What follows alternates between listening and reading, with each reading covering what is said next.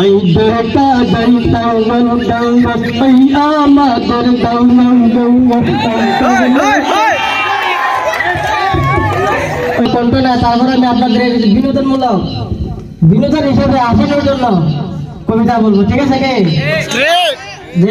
ওই দেখা যায় তাল গাছ ওই আমাদের গাছ, ওইখানে যে বাস করে কায়না বুকের চা, এটা আপনারা বলছেন শুরু থাকতে।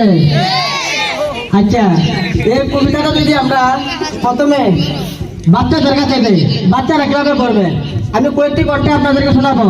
অবশ্যই আমার কণ্ঠ না, তারপরে আপনাদেরকে বিনোদন দেওয়ার জন্য আমি আসছি, ঠিক আছে?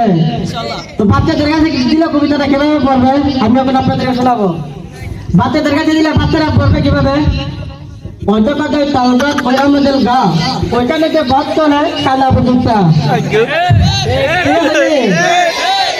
তারপরে যদি আমরা যাই আমাদের দেশের মধ্যে পুরুষও না মহিলাও না একটা দাঁত আছে হিজরা, এদের কাছে যদি আমরা দেই তাহলে তারা কিভাবে পড়বে কবিতাটা?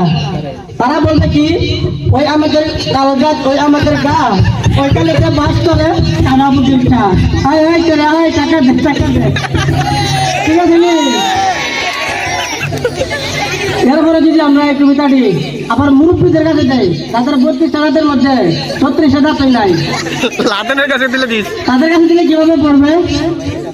তারা পড়বে অধ্যক্ষদের তালুকাত ওই আমাদের গাঁ ওইখানে যে বাস করে কানা বুঝা অবগতি শাস্তি, ঠিক আছে?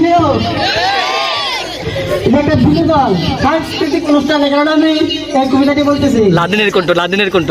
তো আমাদের দেশের মধ্যে দলের মধ্যে একজন বক্তব্য দেয়, অবশ্যই আপনারা চিনবেন, খেলা হবে, আপনারা শুনতে নেই তাইল যদি আমরা তার কণ্ঠে একটু শুনতে চাই তাহলে সে কিভাবে বলবে? পদ্মশিত তো হয়ে গেল রাস্তাঘাট পাতা বলে আমাকে তোমরা ফাটা কৃষ্ণ বলবে না। তো আমি আপনাদেরকে একটি কবিতা শোনাতে চাই। কবিতাটি হলো ওই দেখা যায় তাল গাছ ওই আমাদের গাছ ওইখানেতে বাস করে কানা বগিচা, ঠিক আছে?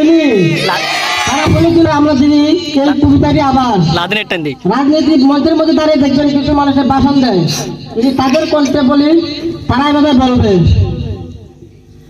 প্রিয় সংগ্রামী বেড়া ওই দেখা যায় তাল গাছ ওই আমাদের গাঁ ওইখানে